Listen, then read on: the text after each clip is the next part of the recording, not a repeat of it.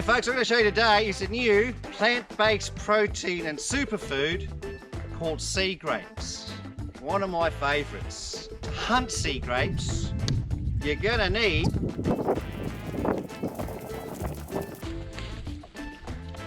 your snorkeling gear,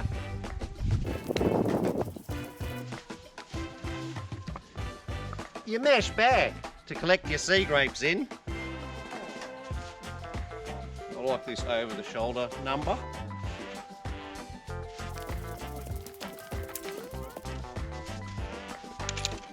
I like to take my spear gun in case a fish gets between me and my sea grapes.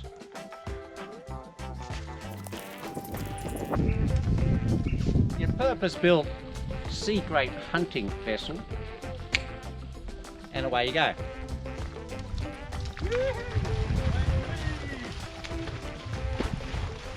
What makes sea grapes so super is they grow like crazy, prolific growers. They grow in many parts of the world.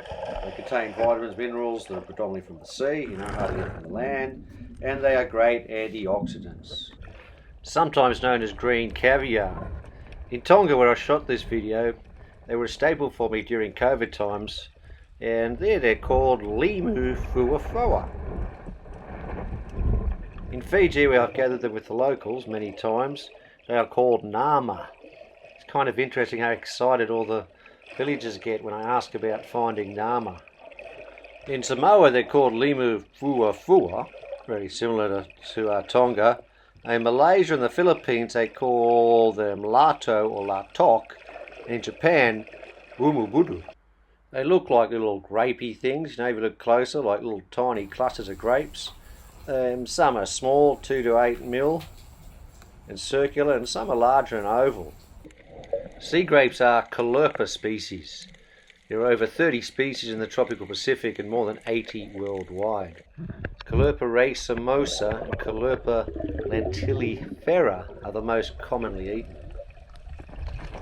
They're generally a light to darker green, with the older ones being more a yellowy brown sort of colour. The clusters grow vertically, up to 30 centimetres, that's some species, on horizontal stems that run along the ground. They grow really well in tropical and subtropical waters with good sunlight. Sea grapes can be found in depths from like 1 to 100 metres. I've even found them exposed at really big tides. You don't even have to get your toes wet to go get a little snacky poo of sea grapes. Generally found on sandy bottoms in calm waters, they can also be found on coral and rocky rubble. Now, that island that I was stuck on in Tonga for over 18 months, just myself and Chika, the cat, on the island, I learned all about sea grapes, and I use them pretty much every single day in my meals. Sometimes 2 times, 3 times a day. I'll show you all these recipes. Which I just love sea grapes. I just can't get enough of these guys. He's straight from the ocean just an hour ago. Hear the crunch. I think even just the crunch is exciting. They taste salty, funnily enough, and they're just really refreshing, I reckon. Their texture's like little popping bubbles when you bite them. That's sort of, one of the coolest things about sea grapes. A common recipe throughout the Pacific is you get your sea grapes, you throw in a bit of tinned fish, you throw in a bit of onion, you throw in a bit of chili, you squeeze some coconut milk. That's in another episode. You chuck that in there, then you squeeze some lime on top, mix it all up, and you're away. And another one that I like to do is just green papaya salad with sea grapes. Then there's pele parcels. There's a whole segment on making these. Speared fish and squid. This one's pickled palm hearts with sea grapes. There's a segment on that. And this next one, that's just like a cassava egg sea grape salad. There's a sea grape, cucumber, onion, mayonnaise salad. Now this is an easy one, just the juice from your pickles. Once you've eaten all your pickles, just chuck your sea grapes in that same juice. It's also a really good way to preserve them. It also goes really good with sushi, seafood. This is like sea urchin, sea grape, nori rolls with sea grape, and it makes a really cool garnish. How pretty does that look? But remember, when harvesting sea grapes, don't just pull them out with the running stems. Pinch off the clusters of grapes individually. These sea grapes were brought to me by some villagers in Fiji, and you can see they've just ripped them out of the ground. It's sort of what you don't want to do. However, to plant sea grapes, all you have to do is shove these running stems or any part of the plant into the ground and it will grow.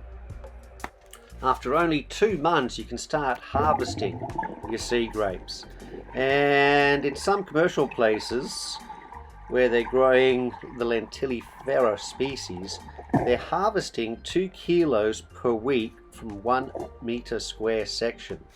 Like, that's pretty amazing, you know, for a plant-based protein. Speaking of protein, we're going through what's called a global protein crisis. That's trying to provide enough protein for our growing population. It's threatening our health, our ecosystems, and our climate. So there's potential in sea grapes to help solve this crisis.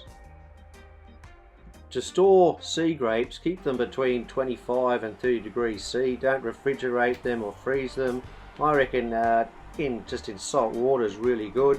And if you change the salt water 2 or 3 times a day, they might last 3 or 4 days.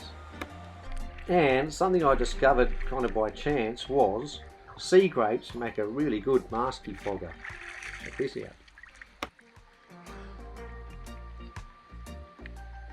So, sea grapes are not just a superfood packed with nutrients, and they don't only have the ability to help solve the global protein crisis, and they're not just a simple mask defogger. They're the next great thing in the cosmetics industry. Great for your skin, great for your hair, total game changer, I'm telling you.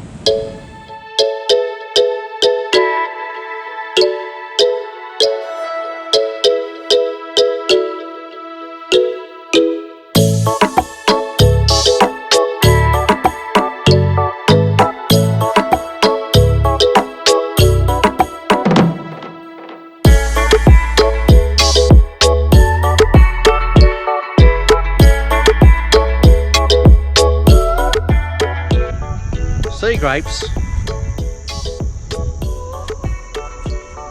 are good for you.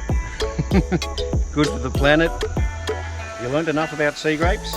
Well, look at my other episodes on how to harvest coconut palm hearts, sprouted coconuts, Pele parcels, surviving on a remote island with just Chica the cat for 18 months, single-handing 2 catamarans simultaneously from Tonga to Fiji,